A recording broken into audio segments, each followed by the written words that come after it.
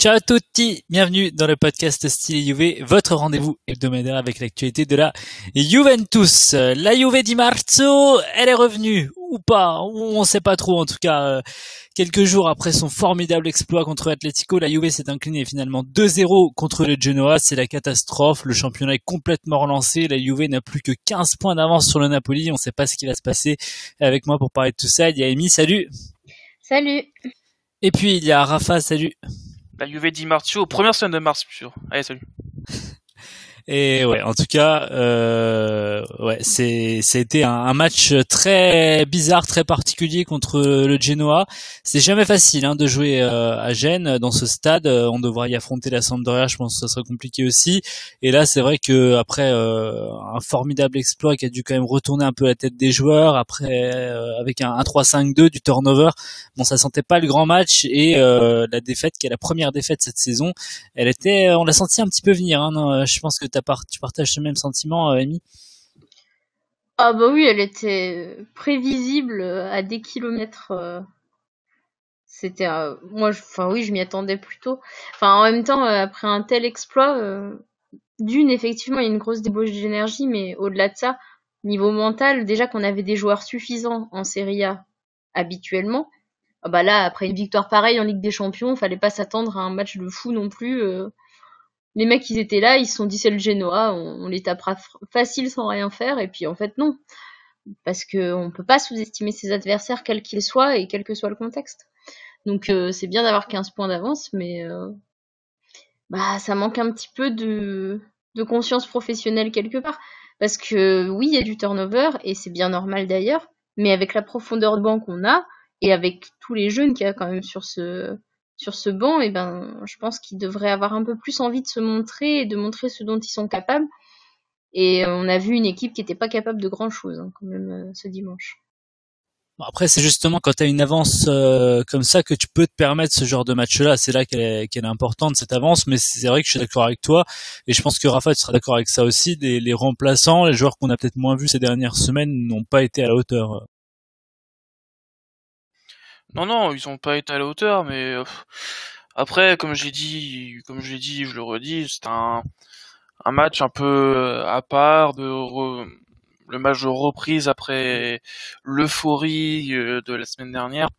Moi, c'est un match auquel j'en veux pas aux joueurs, j'en veux pas le fait qu'ils soient relâchés, et comme a dit Allegri en conférence de presse, on peut pas gagner tous les matchs, il y a des matchs où on peut passer à travers, on passe à côté de celui-là, je préfère qu'on passe à côté de celui-là, qu'on passe à côté du match contre l'Ajax. On a 15 points d'avance sur le championnat maintenant, on en avait 18, le championnat est complètement relancé comme tu l'as dit, faites les bruits bien sûr. J'ai même pas envie d'en vouloir aux joueurs en fait, moi je suis tellement encore sur mon nuage de mardi dernier que j'ai du mal à en vouloir aux gens en fait. C'est la victoire d'un groupe et là c'est la défaite d'un groupe aussi, mais c'est une défaite en championnat contre un Genoa qui en voulait. La Juve était un peu encore sur son nuage, ils ont été rattrapés par la réalité. En vrai, je leur en veux pas trop. Alors moi, je suis quand même assez content pour quelque part, content, c'était relatif, mais pour Storaro quand même, parce que c'était son match de reprise, je crois, en Serie A. Pour le moment, il avait choqué avec la Primavera du Genoa, et bon, c'est un joueur qui a toujours cristallisé beaucoup de haine de la part de certains tifosi de la Juve. J'ai jamais compris pourquoi, ça a jamais été un crack, mais il s'est jamais pris pour un crack non plus. C'est un joueur qui, quand il a pu jouer avec continuité, à certains moments, a été assez bon. Après, voilà, sur la fin de son passage à la Juve, c'était devenu catastrophique, mais bon, c'est un joueur qui a jamais créé de problème, et là voilà, le Genoa, c'est son club formateur, c'est son club de cœur, et je suis content pour lui quand même qu'il ait retrouvé le chemin des filets. Je sais pas si vous avez quelque chose à dire à ce sujet. Son premier tir de la saison, après sa blessure, du coup premier tir de la saison, premier tir cadré, premier tir marqué. C'est sûr que ça lui faire un gros choc, pas un choc émotionnel, mais ça lui faire quelque chose au fond de lui quoi. Il a gagné beaucoup de choses avec la Juve. Là, premier tir, il marque son but. Derrière, c'est pareil. Pandev, il a pas marqué depuis septembre. Là, il marque. Donc, la Juve relance un peu les joueurs un petit peu en difficulté, entre guillemets. Et Storaro, je suis content pour lui. Et puis, ça peut le relancer aussi un peu. Il a enchaîné les blessures. Là, il rentre, il marque. C'est de bon augure pour la suite, on va dire.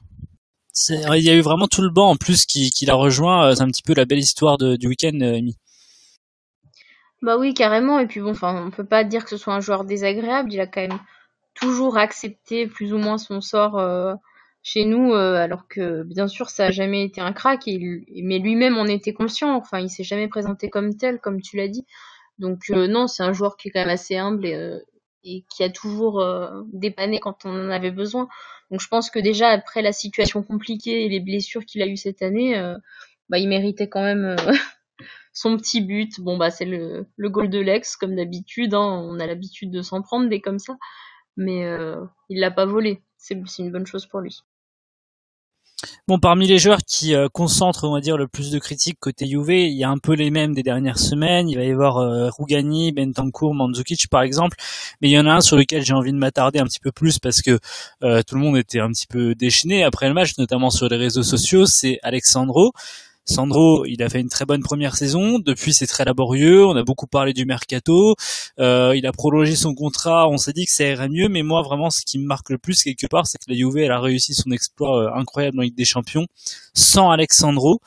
Et du coup, ça force à se poser des questions.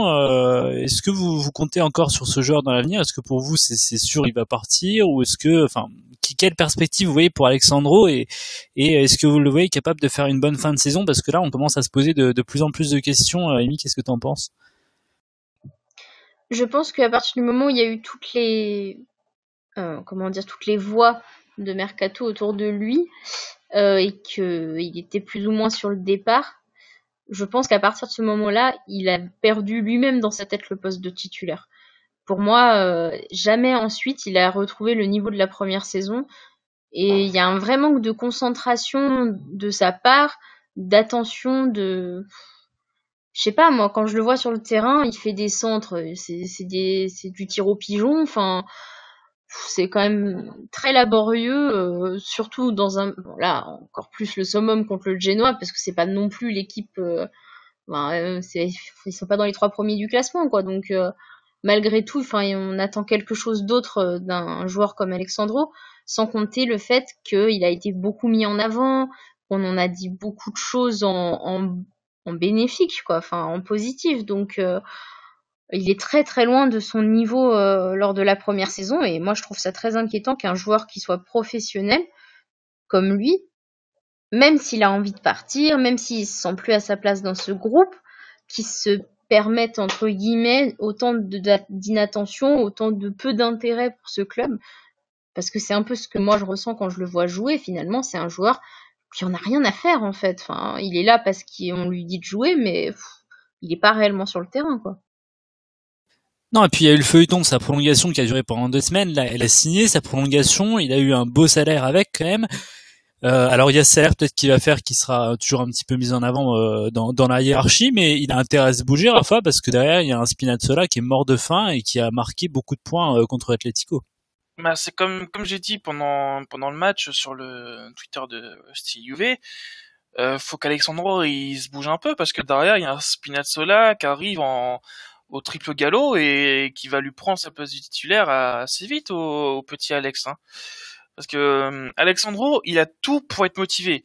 Il a la concurrence, il a la Champions League, il a un poste de titulaire certain vu son salaire et que Allegri je vois pas mettre Spinazzola titulaire. Enfin, je vois pas Allegri mettre Spinazzola premier latéral à gauche. Il a tout pour être motivé. Il y a aussi la sélection brésilienne. Il a tout pour être motivé, pour en vouloir, pour prouver qu'il vaut quelque chose. Il a une bonne valeur sur le marché. Et s'il veut quitter la Juve, bah il s'en va et il doit prouver qu'il vaut quelque chose en fait ce joueur. Il est coté à 50 millions, 40 millions. Je vois le PSG qui rogne dessus depuis 2 saisons maintenant. Et c'est pas comme ça que des grosses écuries vont le recruter, hein. Ce qui m'énerve, c'est que Sandro, quand il est motivé, il y arrive. Donc ouais, Sandro, il en veut, il est motivé, mais il faut qu'il se bouge, quoi, parce que derrière, le jeune Spinazzola, je pense qu'il va pas vouloir la place de remplaçant très longtemps, quoi. Ouais, ça va être quand même un des postes, je pense, le plus à suivre parce que Mandzukic, par exemple, qui a des performances qui sont en dessous en ce moment, on se fait peut-être moins de soucis parce que on sait que c'est. Quand même, parce que depuis le début de saison, depuis le début de l'année, Mandzukic, même défensivement, d'habitude, je le vois forcer défensivement, mais là, j'ai l'impression que le foie gras de Noël, là, il est encore dans le ventre, hein. Faut qu'il se bouge un peu, Mandzukic, pareil. C'est un joueur que j'adore, mais là, sur le terrain, c'est pas possible, hein. C'est pas possible. Bah, après, si je peux prendre sa défense juste un petit peu, je pense que Mandzukic, il a été surutilisé toute la première partie de saison, où il a tout donné, et que en vrai, là, il a besoin de souffler. Il a eu une petite blessure aussi au milieu. Oui, c'est sa blessure je pense surtout. aussi qu'il a besoin de souffler et de se remettre, quoi, carrément, parce que tu peux pas être à fond comme il est toute une saison entière et en jouant tous les matchs. Ouais, mais le problème, si je peux te copier Émilie, c'est, tu vois, si du jour au lendemain, Allegri décide de mettre Mandzukic sur le banc, ça va faire réagir les tifosi. Ouais, ça y est, Allegri a compris que Mandzukic était nul, on le met sur le banc. Alors que spontanément, c'est pas du tout ça. Mandzukic a l'air fatigué, ça se voit sur le terrain. Sauf qu'en fait, Maxime Allegri aurait dû répartir ce temps de jeu et pas le mettre titulaire comme à chaque fois cette saison. Bah, je comprends pas pourquoi Keane n'a pas débuté ou pourquoi il est pas entré à la mi-temps, par exemple, parce que ça se voyait que Mario était pas bien contre le Genoa, donc je m'attendais à voir Keane avoir plus de temps de jeu, en tout cas sur ce match-là. Mais c'est pareil, Keane il frappe dur à la porte, hein. Mandzukic, faut qu'il se bouge aussi, c'est comme Sandro, hein. C'est comme Sandro. Oui, mais après, sauf que Mandzukic a une valeur moins marchande, quoi. La vraie différence, c'est que Keane, il est encore jeune. Mais moi, si là, on peut dire ça, moi, j'ai quand même un petit reproche à faire à Allegri. Là, il part sur un turnover sur ce match. Autant le faire à fond et donner des minutes de jeu à des gamins comme Keane, etc., qui ont, sur ces matchs-là, surtout pour perdre ce match, en fait, pourquoi ne pas avoir mis directement, Keane titulaire? Parce qu'il en veut à fond et que c'était une bonne occasion pour lui de prendre des minutes dans les jambes, en fait. Après, dans ce dispositif, je pense pas que ça aurait changé grand chose de mettre Keane titulaire, en fait. Keane et Spinazzola, c'est par exemple, si on pense à eux, c'est des joueurs qui n'ont pas eu beaucoup de temps de jeu cette saison. Donc il s'est dit peut-être qu'ils n'ont pas encore le rythme pour enchaîner suffisamment. Mais c'est vrai qu'après une telle débauche d'énergie contre l'Atlético, alors Spinazzola jouait, donc lui on peut comprendre. Mais Keane, voilà, il est rentré vite fait contre l'Atlético et je pense qu'il avait quand même, enfin ça se voit qu'il a beaucoup d'énergie, de puissance physique et je pense qu'il aurait pu rentrer plus tôt dans le match et ça aurait peut-être souri un petit peu plus à la Juve. Je peux finir sur Keane là. Je reviens sur le match contre l'Atlético. Si Keane aurait mis le troisième but là, mais ça aurait été la feuille niveau des tifosi, hein. Vraiment, hein. Vraiment, parce que un mec qui est formé au club, qui donne la qualification, qui est tout jeune qu'un crack, son première action du jeu, qui donne le bonne qualification, qui marque, Twitter aurait cassé, je pense. Mais raison de plus, en fait, c'est raison de plus pour lui donner du temps de jeu quand on voit ce qu'il rate, c'est qu'il a juste besoin de prendre un peu de confiance et d'engranger un peu de temps de jeu, en fait. Je pense que dans quelques matchs, ce genre d'occasion, il les loupe plus. Il y a 19 ans, 18 ans, Moïse. 19, je crois, il faudrait vérifier. Oui, 19, mais la confiance, je pense qu'il l'a, mais quand tu te retrouves en face à face dans un 8e de finale des champions, un ballon décisif comme ça, je pense que il faut le jouer de toute façon pour jouer ce genre de match-là pour réussir, parce que voilà, c'est quand même une pression énorme. Et après, bon, si Keane avait marqué son but, on n'aurait peut-être pas eu le triplé de Cristiano Ronaldo qui lui a permis d'écrire un petit peu plus sa légende. Donc voilà. Et puis Keane, il prend une bonne décision. En plus, il la met du côté opposé au gardien. Peut-être qu'il aurait pu tenter à l'intérieur ou d'un petit pointard extérieur, mais il prend la bonne décision, hein. C'est vraiment. Et puis après, il a le défenseur qui revient sur lui aussi. Il a pas 40 ans pour tirer. Non, mais cette occasion m'a beaucoup fait penser quand même à celle de Mbaye Niang contre le Barça au match retour, qui a l'occasion d'inscrire un but qui aurait peut-être permis de qualifier le Milan et qui la met sur le poteau, et juste derrière Milan, je crois, se prend le but du 2-0, du 3-0. Et j'ai eu vraiment une crainte quand j'ai vu rater son occasion. Je me suis dit, est-ce que ça veut pas dire est-ce que la chance s'est pas passée? En Italie, on dit souvent goal sbagliato, goal subito, c'est-à-dire quand tu rates un but tout fait comme ça, que t'en prends un juste derrière. Et fort heureusement, le destin nous a souri. Bon, concernant le match contre le Genoa, là, Bonucci a parlé d'un accident de parcours, donc on veut bien le croire. Là, il y a les trêves internationales, ça va se reposer un petit peu. Mais si on remet un petit peu en perspective le match contre l'Atlético, qu'est-ce que vous en tirez de ce match-là? Est-ce que pour vous il y a quelque chose de durable, de construit avec ce match-là, ou est-ce que vous voyez plutôt ça comme une illusion? C'est sûr qu'on pourra pas jouer avec autant d'intensité et autant d'agressivité face à une équipe contre l'Ajax et éventuellement, si le destin nous sourit encore, une équipe comme Manchester City ou Tottenham. Amy? Dans la continuité, dans le jeu de tous les jours, entre guillemets, je pense que c'est une illusion. C'est pas du tout la preuve déjà rien que ce week-end. Mais après, je pense qu'un enjeu comme la Ligue des Champions, ça peut réellement transcender les joueurs et qu'on peut revoir ce genre de match. Maintenant, moi, ma seule inquiétude, c'est est-ce qu'on reverra ce genre de match parce qu'on sera mené au match aller et qu'on devra faire une performance au match retour pour passer, ou est-ce qu'on sera capable, une bonne fois pour toutes, de jouer 2 matchs complets et pleins en se donnant à fond correctement et en ne sous-estimant pas l'enjeu? Parce que finalement, depuis quelques années, entre guillemets, sur ces grands matchs, on est mené souvent au match aller parce qu'on n'a pas fait le jeu, parce qu'on était complètement absent. Et au final, au match retour, là, cette année, on a eu vraiment de la chance parce que ça passe. Mais enfin, toutes les autres fois, c'est pas passé. Mais la différence entre la Juve et les équipes comme le PSG ou le Real, ils ne se satisfont pas d'un résultat en fait. Ils en veulent toujours plus. Genre, le Real, ils ont fait une performance au match aller, ils ont fait, oh, c'est bon, c'est tranquille, on va gagner, quoi. Bim, ils sont pris 4-1. Le PSG, pareil, oh, on a gagné Old Trafford, on a fait le plus dur. Bam, ils sont pris 3-1. La Juve, ils sont pris 2-0 au match aller. Rien à dire, on en a déjà parlé dans le podcast précédemment. Mais la Juve a rien lâché, ils étaient dans la tête, ils ont dit, ok, on va y arriver, on va le faire. Et c'est là que je fais le point avec l'Atlético. L'Atlético, je pense, ils n'ont pas été dans le même état d'esprit que le PSG et le Real. Ils ont dit, ok, faut pas prendre de but, on leur laisse le jeu, on a confiance en la défense, on prend pas de but.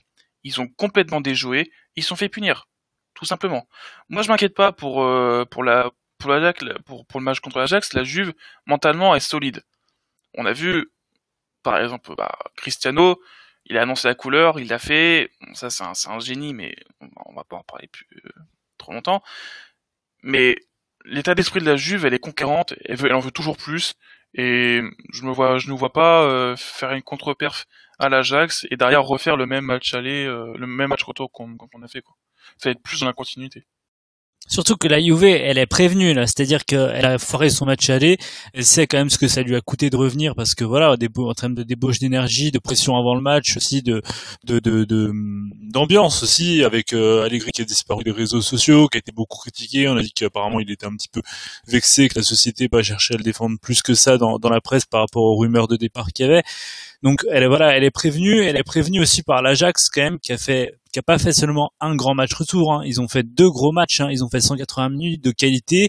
Ils ont perdu par manque d'expérience le match aller, mais au match retour ils ont mis une leçon de foot au Real. Et l'Ajax, là, ils sont dans une situation où ils ont une génération dorée. C'est certainement beaucoup de joueurs qui seront plus là la saison prochaine, mais ils sont sans pression, quoi. C'est déjà du bonus pour eux d'être à ce niveau-là de la compétition. Et ils vont pouvoir jouer ce match vraiment avec l'insouciance et beaucoup moins de pression que la Juve qui est encore dans une optique un petit peu de peut-être que c'est l'année ou jamais parce que c'est peut-être la dernière saison de Cristiano à ce niveau-là. Attention, la concurrence, il n'y a pas le Real par exemple cette année, il n'y a pas le Paris Saint-Germain, donc il y aura beaucoup plus de pression sur les épaules de la Juve, il va falloir la gérer, mais surtout voilà, il faudra respecter l'Ajax et surtout comme tu l'as dit Amy, jouer 2 matchs de qualité et pas calculer le match nul ou le petit 1-0 à l'aller pour pouvoir ensuite dérouler à domicile là. Ouais, et c'est clair, l'Ajax, ils vont vouloir. Il y a, comme t'as dit, il y a certains joueurs qui seront certainement plus l'année dernière. Du coup, ils veulent à tout prix laisser une bonne trace ou montrer quelque chose. Et je pense à Frankie De Jong qui sera au Barça l'année prochaine, à De Ligt, on sait pas encore qui ira, mais j'espère de tout cœur qu'il rejoindra la Juve parce que pour moi c'est le crack, c'est le futur défenseur central de top classe au niveau comme ça, et même le Marocain Hakim Ziyech, c'est des joueurs qui seront plus là, qui donnent des bonnes figures avant leur probable départ la saison prochaine, quoi. Donc faudra vraiment faire attention à eux. Moi après, si je peux souligner un truc, ce qui me fait peur dans cette Juve, Et dans cette Juve de ces dernières années, c'est est-ce que finalement cette équipe, elle a pas besoin d'être dans cette situation de difficulté pour se transcender et pour réussir ses exploits et passer? Est-ce que finalement, si on avait mené le match aller, on n'aurait pas fait la même chose que l'Atlético et on se serait pas laissé berner finalement au match retour?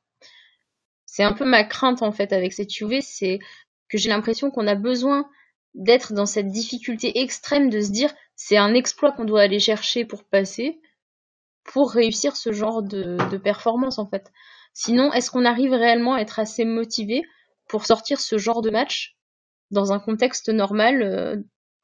Je suis pas sûre. Ce qui est sûr, c'est que la Juve, c'est une équipe qui aime souffrir. Et il y a deux choses qui me viennent en tête. Déjà, elle aime souffrir, mais elle a pas forcément la qualité pour faire ça cette année, c'est-à-dire que défensivement on sent qu'on est un petit peu moins solide et j'ai surtout envie de viser Bonucci parce que Chiellini il sait encore faire ces choses-là, mais est-ce que tu es capable de souffrir quand t'as Bonucci et même les latéraux qui peuvent avoir des sautes de concentration? Et puis l'autre chose c'est voilà, l'Atlético c'était l'équipe sur laquelle il fallait pas tomber parce que c'est aussi une équipe qui aime souffrir et on peut pas jouer notre football un petit peu défensif et un petit peu de vice aussi des fois qu'on avait pu voir par exemple contre Monaco par le passé. Donc l'Atlético c'était vraiment pas une équipe calée pour notre style. Là c'est vrai que Allegri face à une équipe joueuse contre l'Ajax, il va peut-être retomber dans ses travers défensifs et se dire bah on va la faire en faisant le dos rond et puis en exploitant les contres au maximum. C'est là où Allegri aussi par rapport à son avenir doit montrer une évolution dans son style, faire peut-être une preuve de concept avec ce match-là, montrer que la Juve elle peut aller gagner avec des champions avec un jeu offensif, parce que Pirlo, ça c'est ce qu'il avait dit après le match aller contre l'Atlético. Il a dit pour gagner avec des champions, il faut faire le jeu. Tu peux pas laisser le jeu à ton adversaire et espérer gagner la compétition comme ça. Ça peut coûter tellement cher en fait, et on l'a déjà vu par le passé. Ça coûte beaucoup trop cher de les laisser faire le jeu. Rafa, est-ce que tu as quelque chose à ajouter par rapport à ça ou on passe à la suite? Bon, tu peux passer à la suite, je pense. On a déjà beaucoup parlé du sujet Ligue des Champions. C'était un dernier sujet abordé, let's go. On en reparlera de toute façon, on essaiera de se faire un bel avant-match comme on avait fait contre Atlético. J'ai pu un petit peu voir sur les réseaux sociaux que vous avez bien aimé les interventions de François qui connaissait bien Atlético, donc on essaiera de faire quelque chose d'une aussi bonne qualité pour les matchs contre l'Ajax. La Juve reviendra le 30 mars si je dis pas de bêtises parce que maintenant c'est la trêve internationale. Ce sera une réception d'Empoli à domicile, donc un match a priori assez facile. Pour conclure l'émission, je vais juste vous lancer sur un petit débat assez brièvement. Il y a un ancien bianconero qui a été convoqué par Roberto Mancini en nationale et c'est Fabio Quagliarella. Moi, c'est un joueur que j'aime beaucoup, qu'on aime tous de toute façon à la Juve parce qu'il a laissé un bon souvenir. Je suis ravi qu'il fasse une grande saison comme ça en ce moment. Maintenant, je trouve que sa sélection n'est pas forcément justifiée ou n'est pas pertinente en fait, c'est-à-dire qu'il a 36, 37 ans, c'est pas l'avenir et la squadra est dans une situation difficile, c'est le moment où il faut lancer sur les jeunes, leur donner du temps. J'ai vu que Keane était convoqué, c'est bien, et par exemple j'ai vu qu'apparemment Cutrone n'était pas dans la liste, et moi je pense qu'il vaut mieux prendre des mecs comme Cutrone ou peut-être même Belotti plutôt qu'un vieux comme Quagliarella parce que voilà il apporte rien au long terme. Je doute que Quagliarella soit là à l'Euro par exemple. Amy, ton avis sur la sélection de Quagliarella? Il y a pour moi, il y a deux lectures de cette sélection. Soit il est sélectionné pour venir jouer réellement, et là, je pense qu'on a un problème parce que tout bon qu'il soit et tout exploit qu'il réalise actuellement, ça reste un joueur qui a l'âge que tu as cité et qui ne peut pas représenter l'avenir de cette équipe qui est déjà tellement en chantier. On peut pas se baser sur moi je pense qu'on peut pas se permettre de se baser sur ce type de joueurs-là pour construire quelque chose pour le futur. Maintenant, la deuxième lecture que j'ai moi, c'est peut-être que il y a un exemple à donner. Peut-être que pour ces jeunes qui vont être sélectionnés avec lui, peut-être qu'il peut leur apporter quelque chose dans cette sélection et que ça peut être une bonne chose de l'avoir dans cette optique plus d'encadrement et peut-être de formation entre grands guillemets du futur en fait. Mais oui, non, se baser purement et simplement sur lui, je pense que c'est une erreur parce qu'à son âge, on peut pas compter sur lui pour dans 2 et 4 ans quoi. Voilà. Quagliarella, il a toujours eu un destin un peu compliqué avec la Nazionale, et on se rappelle, il y a eu cette cape de presque héros de la Coupe du Monde 2010, mais il n'arrive pas à empêcher l'élimination. C'est une belle reconnaissance parce qu'il fait une très belle saison, mais C'est mérité. c'est mérité, mais voilà, je sais pas ce que t'en penses, Rafa, mais pour moi, c'est pas un bon signe pour l'avenir, et c'est pas une priorité, surtout pour la Nazionale aujourd'hui, de valoriser des joueurs comme lui. Bah, la nationale, pour l'œil assez extérieur que j'en ai, c'est une équipe qui a besoin d'un leader, en fait. Et je pense pas que Quagliarella soit ce leader qui peut guider les autres vers un renouveau, en fait. Après, comme je t'ai dit, moi j'ai un œil vraiment extérieur. C'est sûr que quand je vois la son Coutronnet, qui est maintenant barré par Piatek, peut-être que c'est normal qu'il soit pas sélectionné. Là, je vois que Moïskine est récompensé par ses bonnes performances. Il a appelé Pancini, c'est bien. Peut-être que ce sera Moïskine le futur numéro 9 de la nationale, et je le souhaite. Après, si on regarde le niveau des stats, c'est sûr qu'il est récompensé par sa bonne saison. Il met 21 buts. C'est quelque chose d'incroyable pour un mec de 36 ans. C'est récompensé. Et après, sur le fond, je sais pas, c'est vraiment pertinent de sélectionner Federico Quagliarella, quoi. Parce qu'après, il met 21 buts, mais c'est pas inédit, hein. On a vu Luca Toni sur ces 2 dernières saisons aussi marquer être meilleur buteur du championnat, et on l'avait pas rappelé national non plus, et ça semblait logique à l'époque.